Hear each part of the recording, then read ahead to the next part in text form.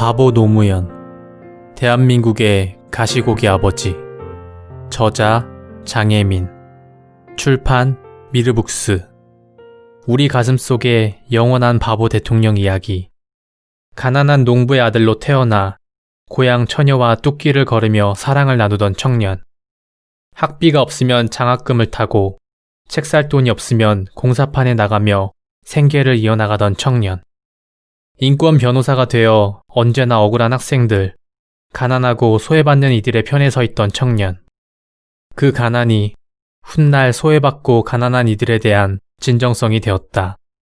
판사직을 버리고 변호사가 되어 억울한 학생들, 노동자와 소외받는 이들을 위해 현장에서 뛰면서 그것이 바르게 사는 것이라 여겼다. 어떤 시련 속에서도 비겁하게 살지 않는다는 당당함이 그의 무기였다. 그것이 대의와 명분을 따라 소신 있는 정치의 길을 걸어갈 수 있도록 해준 밑거름이 되었다. 대기업의 회장님들을 향해 권력에 대해 거침없이 이의 있습니다를 외치며 청문회 스타가 되었고, 한국 정치의 뿌리 깊은 지역주의를 타파해보겠다고 탄탄한 대로를 벌인 대가로 번번이 국회의원 선거에서 낙선하면서도 저는 행복한 정치인입니다라며 눈물을 흘렸다. 그렇게 바보 노무현은 탄생했다. 최초의 정치인 팬클럽을 탄생시키며 한국 사회에 새로운 변화를 몰고 온 정치인. 한국의 링컨을 꿈꾸며 하나 되는 대한민국을 소망한 대통령. 바보 노무현의 감동이 모여 수많은 바보들을 만들어냈다. 최초의 정치인 팬클럽 노사모를 탄생시키며 최초의 인터넷 대통령이 되었던 그는 모든 권력을 무장해제하며 낮은 대통령, 친구 같은 대통령이 되고자 했다. 그의 소망은 지역주의와 권위주의 같은 모든 갈등과 대립을 벗어나 대한민국이 하나로 통일되는 것이었다. 그는 끊임없이 새로운 패러다임과 발전 모델을 제시하며 참여정부 5년 동안 개혁을 위해 애썼지만 그에 대한 반응은 냉담했다. 아마추어 정부라는 비난과 원칙은 지켰다는 엇갈린 반응 속에서 보수와 언론을 비롯해 진보 진영에서조차 비난을 받기도 했다. 서운하고 실망스러워 등 돌린 국민들도 있었다. 그래도 그는 소처럼 걸었다. 3.12 의회 쿠데타로 불리는 최초의 대통령 탄핵 앞에서도 과감히 승부수를 띄우며 지금 당장은 이익이 없더라도 5년 후, 10년 후를 내다보며 이 땅의 민주주의의 역사가 새로 쓰여지기를 원했다. 때로는 모든 것을 걸고 이 땅의 어떤 가치를 바꾸고자 했다. 바보 노무현을 통해 나를 돌아보는 시간. 이 책은 정치사적인 의미를 담기보다는 바보 노무현이 바보 노무현 대통령이 될 수밖에 없었던 이야기다. 그는 한국의 링컨이 되어 하나된 대한민국을 이룰 수 있기를 소망했다. 대립과 반목, 투쟁과 갈등을 넘어 동과 서, 남과 북, 가난한 사람과 부자, 높은 자리와 낮은 자리, 그리고 나와 너를 뛰어넘어 화해와 상생으로 가고자 했던 그의 꿈에 관한 이야기다. 그는 참으로 꿈을 좋아한 사람이다. 혼자서 꾸다 마는 꿈이 아닌 함께 꾸는 꿈을 믿었다. 그리고 그 꿈을 공유할 때 참다운 사람 사는 세상, 민주주의의 새로운 역사가 쓰여진다고 철석같이 믿었다. 함께 꿈꾸는 벗, 국민들을 믿었기 때문이다. 그러나 이제 그 꿈은 미안으로 남았다. 과연 노무현은 누구인가? 그가 우리에게 온몸을 던져 말하고자 했던 것은 무엇인가? 그것은 훗날 역사가 평가해 줄 것이다. 다만 이 책을 통해 인간 노무현이나 대통령 노무현이 아닌 책을 읽는 독자 스스로를 돌아보는 시간이 되기를 바란다. 그가 온몸을 던져 지켜내고자 했던 어떤 가치에 대하여 한 번쯤 진지하게 생각해 보기를 권한다. 한 사람이 살아가면서 놓치지 말아야 할 인간으로서의 기본적인 신념 같은 것, 그도 아니면 가장으로, 한 아이의 아버지로 하루하루를 살아가는 소소한 일상의 신념 같은 것, 노무현 정신이라고 표현할 수밖에 없는 이제는 우리가 잃어버린 어떤 것에 대해서 말이다. 그러므로 이 책은 노무현이 아닌 여러분 각자의 이야기이다. 이야기 하나. 젊은 날의 길찾기. 가난의 열등감과 상처.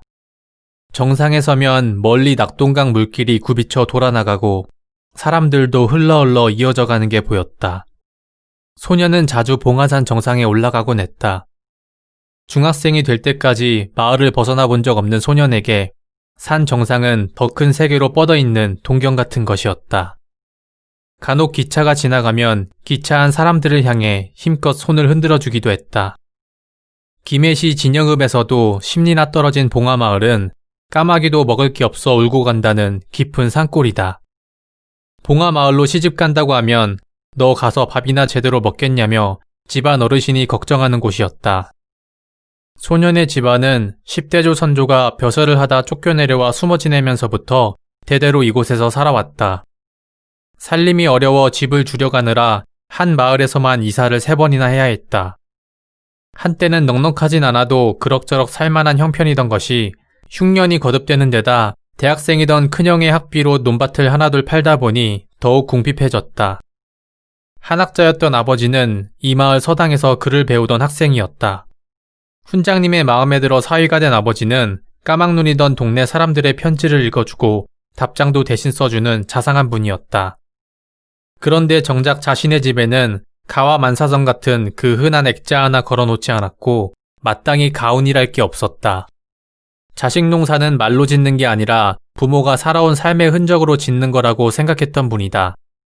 마을에서 법 없이도 살 사람이라고 칭송받을 만큼 어질고 착한 분이셨다. 손해를 보더라도 언제나 먼저 양보했고 이웃에 해가 되는 일이라곤 하지 않았다. 착한 성품 탓에 손해보는 거래를 자주 했는데 그러다 사기를 당한 적도 있었다. 한 번은 3년 동안 일본의 타이어 공장과 중국 상해에서 벌었던 큰 돈을 전부 잃기도 했다. 그렇다고 마냥 순진하고 착하기만 했던 분은 아니다. 아버지는 불의를 보고 그냥 넘기는 법이 없었다. 어려운 사람을 보면 어쩌질 못해 다른 사람이 소송하는 곳에 증인으로 나서길 잘했다. 당시 마을에서는 일본인 지주의 마름 출신들이 세도를 부렸는데 그들은 툭하면 소작인들과 토지 분배를 놓고 싸움을 일으키고 송사를 벌였다. 그때마다 아버지는 소작농 편에서 싸우다가 그들이 동원한 깡패들에게 얻어맞기도 했다. 몰매를 맞아 두루마기에 피가 벌겋게 묻어서 집으로 돌아오는 날도 많았다. 아버지는 자작농이었으니 따지고 보면 자신과 아무런 관련이 없는 일인데도 그랬다. 곧 죽어도 부정한 돈을 벌어들이는 사람은 더욱 아니었다. 아버지의 성품이 이렇다 보니 생활은 당연히 어려워졌다. 생계를 책임지는 건 어머니의 몫이었다. 어머니는 고구마 순이나 딸기를 머리에 이고 40리길을 걸어 마산까지 내다 팔았다. 여름이면 홍수가 찾아드는 낙동강변의 가난한 동네에서 가족들을 책임지느라 어머니는 생활력과 의지가 더욱 강해졌다. 아버지도 치료 사업을 나가 돈을 보태긴 했지만 가난은 늘 꼬리표처럼 소년을 괴롭혔다. 그래도 돌콩이란 별명답게 겉으로는 늘 밝고 씩씩한 아이였다. 키가 작고 몸집은 작아도 싸움에서 지는 법이 없었다. 아이들은 용기 있고 배짱도 좋은 돌콩을 대장처럼 따랐다. 아이들과 떼를 지어 다니며 무엇인가 장난하고 싶은 것이 있으면 절대 망설임 없이 실행에 옮기는 개구쟁이이기도 했다. 굵은 나뭇가지로 땅을 판 뒤 고무신으로 떠온 물을 붓고 그 위에 얼기설기 나뭇가지를 올려 여자애들을 골탕 먹이는 것도 자주 하는 장난이었다. 소녀는 봉화산 기슭에서 해질녘까지 친구들과 뛰어놀았다. 여름이면 그곳에서 멱을 감았고 개구리나 가재를 잡기도 했다. 어떤 날은 칡을 캐고 진달래를 따거나 바위를 탔다. 산골마을 친구들과 편을 나누어 병정놀이도 했으며 산사태가 난 곳에서 미끄럼을 타기도 했다. 10리길을 걸어 학교까지 오가느라 보통은 1시간 남짓 걸렸지만 밀설이다 보리설이다 바빴던 소녀는 학교에 지각하거나 늦도록 집에 오지 않는 날이 많았다. 그리고 그곳에서 학교가 끝나면 속골을 베러 가는 아이들을 부럽게 바라보기도 했다. 그때만 해도 소가 있으면 부자로 여겼으니 소녀는 그것을 마음속으로 부러워했다. 어머니는 아버지를 원망할 때가 있었다. 그래서 소년을 앉혀놓고는 너희 아버지처럼 살면 절대 안 된다. 양심껏 살아봐야 손해만 본다. 남의 일에 나서지도 말고 양보하지도 말아라. 모난 돌이 정 맞는다. 물 흐르는 대로 바람 부는 대로 살아야 한다. 말씀하곤 하셨다. 그것은 아버지에 대한 원망을 넘어 돈 없고 힘없는 사람들이 거친 세상을 살아가는 교훈 같은 것이었다. 이 말씀을 늘 듣고 자랐으니 어쩌면 그것이 소년 집안의 가훈이었는지도 모른다. 그러나 어머니의 소원과는 다르게 소녀는 아버지의 가난뿐만 아니라 성품까지도 그대로 물려받았다. 생각해보면 자신만 가난했던 건 아니었다. 점심을 굶는 아이들도 많았고 흉년이 들면 너나 없이 쑥과 보리결을 비벼 개떡을 해먹던 때였다. 그런데도 소녀는 유독 가난을 심각하게 여기며 자랐다. 그 열등감 때문에 반항을 하기도 여러 번이었다. 한 번은 부잣집 아이들의 가방을 몰래 면도칼로 찢어버리기도 했다. 당시 아이들은 보자기에 책을 싸거나 허리에 메고 다녔는데 부잣집 아이들은 고무에 헝겊을 덧댄 고급 가방을 갖고 다닐 무렵이었다. 어린 마음에 셈이나 가방을 찢고 나선 속으로 곧 후회했지만 그만큼 가난은 떼어내버리고 싶은 그림자였다. 그리고 그 상처와 함께 꿈을 키웠다. 빨리 어른이 되고 싶었다.